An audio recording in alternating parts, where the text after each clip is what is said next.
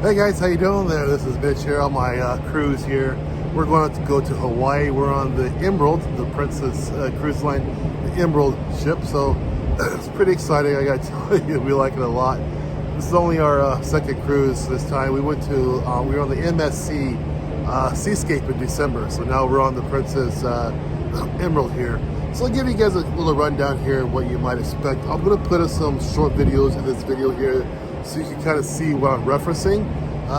Right now I'm on the 7th deck here, and behind me is like a movie theater. It's always on. It's an outside type deal. So even when it gets cold, they have like blankets out here for you and towels and so on and so forth. You can also watch the movie from the pool or from a jacuzzi if you want, right? So it's very nice. There's like 3 or 4 layers, so you can see. Actually, let me show you right now what I'm talking about.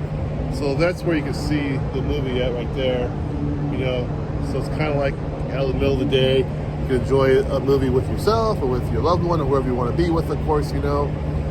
My review, so some people were asking me, I've only had 2 cruises, but about the age differences. So the MSC cruise line, I think the average age was probably between 40 and 60, you know, what they would call younger regarding the cruises.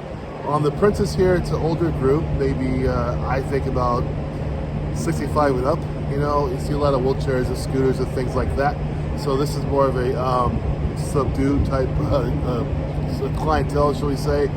Also, too, you know, through the music, like they had 50s and 60s music. Well, if you're trying to attract me from my age group, it'll be 80s and 90s music, right? So still fun music, still great, but you know who they're trying to target is an older age group, which is fine too, of course, you know, but that's kind of how it is on the Princess here, the Princess Emerald that I'm on right now.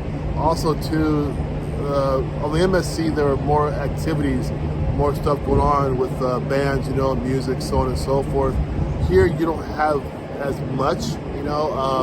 Also too, they tend to stop about at 9:30 or 10 o'clock. Well, one was going to 12 o'clock, that's not true. So one was going to 12 o'clock, like a dance type deal, you know, but on the MSC, you have stuff going all night long. So a difference there, of course, too, you know. You also have things here I didn't see on the MSC. Maybe it was there, but I didn't see it. But here they have things like wine tasting. You see a lot of also the classes like how to be younger, or you know, how to get facelifts and things like that. So I think they're targeting a different crowd, which is fine too. You know, if you're smart business, no matter what business you're in, if you know your demographic, you're going to be successful. So they really know who they're targeting. As far as the ship's age, I mean, the ship was refurbished in 19. The only thing I saw that might look kind of old to maybe someone like you or myself is that the restrooms are still kind of, shall we say, antiquated, you know. But again, they're just restrooms. And if you guys, whoever knows me out there, you guys know I'm a pretty laid back guy. I'm not a hardcore reviewer who's going to critique everything. That's just not what I do, because I'm just happy to be here. My wife and I took some time to save money to come on this cruise, so we are enjoying every minute of it. You know, we're not here to critique, there's a dust ball here or this or that. No. I talked to some of the crew people here who work on the cruise. So they work like the MSC crews do. I talked to one lady, she's from Ukraine, and she does 12 hours a day, 7 days a week. So she works all the time. So last night we went to dinner, this nice formal event from 5 to 8 o'clock. And she was our server, very classy person, very funny young lady, right? But then today for breakfast, we see her again in a whole different outfit, in a different, I guess, mode, right? To serve her breakfast and everything. So they work long hours, you know. They work 12 hours a day, 7 days a week. They don't get any kind of breaks, you know. The guy who does our room for us is named Eduardo, and I say hi to him every day. I take the time to say hi because I really appreciate what they're doing. Yeah, it's their job, I get that, but also though I really just appreciate someone doing that, you know, and it's nice, and they're very friendly staff, very nice and friendly here. Also too, I saw different than the MSC was they have an art raffle, an art collection show here where people can buy artwork. You know, it's very nice. One guy I talked to though, he told me a funny story. He bought a piece of artwork, not on this cruise, but another cruise. So he bought the artwork for like $25, right? But the kicker was this, is that you had to ship it home. You have to ship it home. There's no rule. You can't get around that. The shipping home cost was $400. So you bought a $25 piece of art and had to pay $400 to get this thing home. So that was the deal. I said, I just cut it out of there and roll it up and bring it in my luggage. But he said, no, they won't let you do that. So that's a thing there. Also, too, I noticed on the MSC, there are more pools and more jacuzzis. Here, there's not as many, which is fine, you know. Also, too, they have here on the Princess, though, has an area called the Sanctuary. And that's for adults only. So, you know, the differences I saw with the children on MSC was that there are a lot of kids there. The MSC SEASCAPE has a complete deck almost dedicated to like water slides and stuff like that for the kids and for the families, right?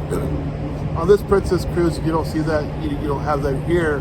They only have, they have one or two rooms just for kids to play in. So you already see it, the differences, right? Because on the MSC SEASCAPE, they're much more family oriented. You know, a lot of kids are there, and you know, it was more family oriented. Where this cruise, the Princess cruise line, as far as I can see on the Emerald, is really more adult focused. You know, they're not really into having a lot of kids around and all stuff like that. You know, and I only saw like 8 or 9 kids on this cruise here. Where on the MSC, there's probably, oh my gosh, 40 to 50 kids running around, which is fine. But you know, that's what there was there. People, and should we say customers, right? The MSC line it comes out of Europe. It's an Italian line, so it was kind of nice because it really was an international type clientele there. I met people from Belgium and Europe and things of that nature, you know. Where the Princess line is more, of course, you know, you see more, mostly Americans here, which is fine, you know. But that's the difference there, because I kind of miss that, the foreign flavor, I guess, of the MSC regarding the clientele, you know.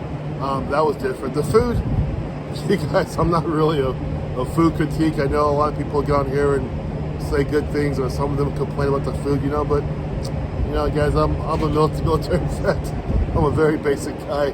I'm a simple guy. You know, you're not going to impress me or not impress me. I just like to eat good food. So the food, MSC versus Princess, same to me. I had no difference at all.